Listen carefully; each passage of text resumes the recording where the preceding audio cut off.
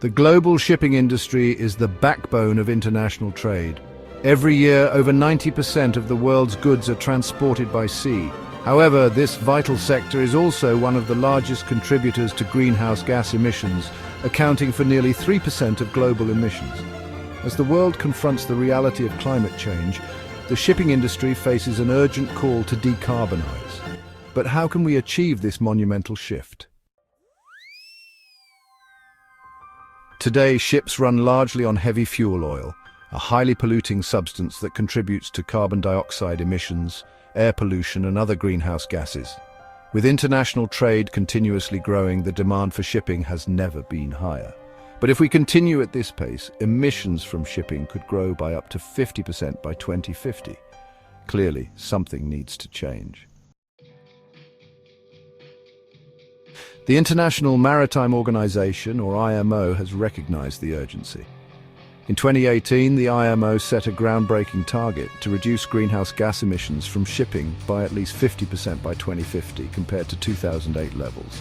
And ideally, they aim to achieve full decarbonization by the end of the century. These goals set the course for change, but how do we get there?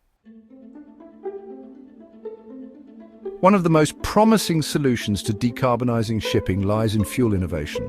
Today, several alternative fuels are being explored, including hydrogen, ammonia, and biofuels.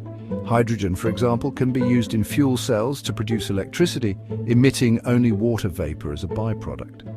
Ammonia, which doesn't produce carbon dioxide when burned, is another promising alternative. However, these green fuels are still in the early stages of development and require infrastructure and investment to become commercially viable.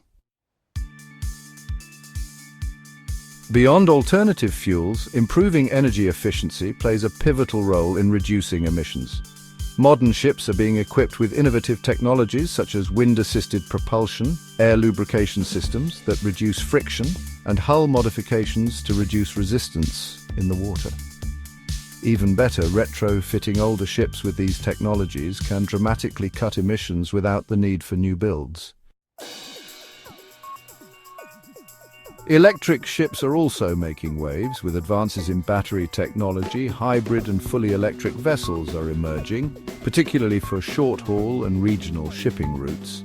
Companies like Norway's Yara Birkeland are already trialling autonomous electric cargo ships, showing that electrification in shipping isn't just a dream, but a tangible reality for the future. While technological innovation is essential, it cannot succeed without strong policy support. Governments must create regulations and incentives that push the industry towards decarbonization. The EU's emissions trading scheme is one example of how carbon pricing can encourage greener shipping practices. Additionally, subsidies for research and development into low-emission technologies and infrastructure are key to driving innovation. Collaboration across the shipping industry is also crucial. Shipping companies, manufacturers, and governments must work together to create a shared vision for a decarbonized future. Shipping giants like Maersk and CMA-CGM are already committing to using green fuels and reducing their carbon footprints. These partnerships will accelerate the adoption of clean technologies and help scale solutions faster. Decarbonizing shipping is a monumental challenge, but it is also an opportunity for the industry to innovate and lead the way toward a more sustainable future.